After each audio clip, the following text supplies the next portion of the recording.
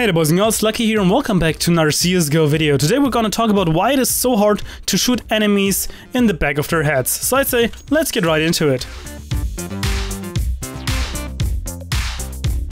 Alrighty, so one of the most common questions I did receive from you guys lately is why it is so hard to shoot them, well, just in the back of their heads.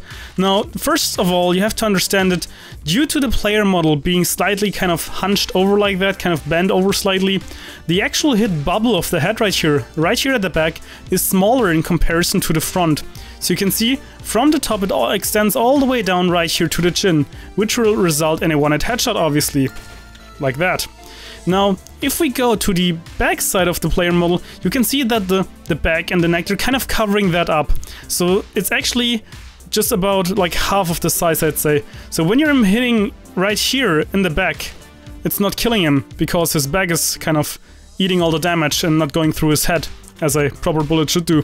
So that's the first thing why you sometimes mess up the shots from behind, because you think you hit him in the head, but you're overcompensating, undercompensating, you're just aiming slightly too low, and that's why you're missing. Or, well, not killing in one shot, for that matter. Now let's get another bot right here.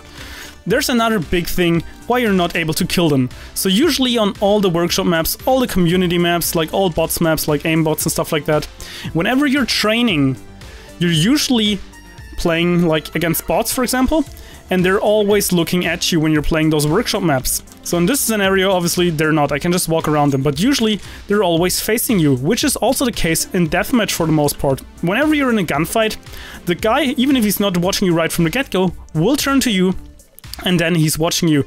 And this is kind of what you're used to. So your skill when you're shooting things is kind of programmed to do that. Same goes if you're like playing against like targets just popping up and you're shooting them like that, and you have to control your spray like on the wall right here.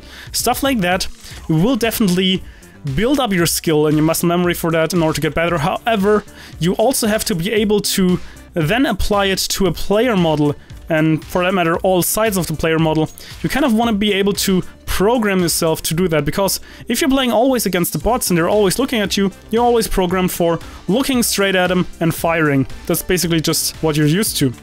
So whenever you're seeing someone from behind or side, you're kind of caught off guard a little bit. That's why I like free-for-all deathmatch actually a lot better than those straight like dry practices, spray against the wall and then tap right here and complete this and that many tasks. Because in deathmatch, or especially free-for-all deathmatch, you usually see enemies from all sides, which will again kind of train your skills better or program your skills better to actually hit all sides of the player model more effectively. Now the other thing why you might be messing up is the exact same reason. You're not used to it. But in this term, well, your skill is not used to it. That was our previous one. However, this time around, you are not used to it. And by that, you're kind of panicking. So whenever you're seeing a guy from behind, you're either panicking or especially you are overthinking what you're going to do. So you just see him and he's walking you, okay, should I kill him now? Should I do that? And you're basically not, like, it's good to take a second to think if it is worth, like, killing him right now, or just to wait until he passes a certain spot where he can kill another one and then him. However, you really want to make sure that you're always in control of the scene and do not overthink it, because as soon as you're overthinking it, you're not like on top of your game anymore, you're not focusing.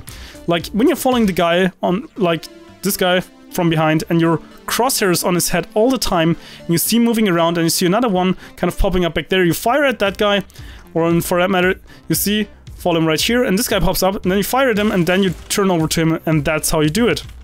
However, if you're just, again, getting two bots right here, following him like the whole time you see him, and then you cannot decide which one should I shoot first, and they're both from behind, you're kind of panicking. And that's the other thing why you're, well, usually messing up. And that's, again, just a lack of experience, which, again, could be solved if you just play, for example, more free-for-all deathmatch or just normal deathmatch, where you actually get to shoot enemies more often from behind. Of course, in comp you kind of have more pressure, but I also have a video which you can look or check out that is about transferring your deathmatch skills over into competitive mode. But yeah, I think it's pretty much for now, so I hope you enjoyed the video, and luckySkillFaker out.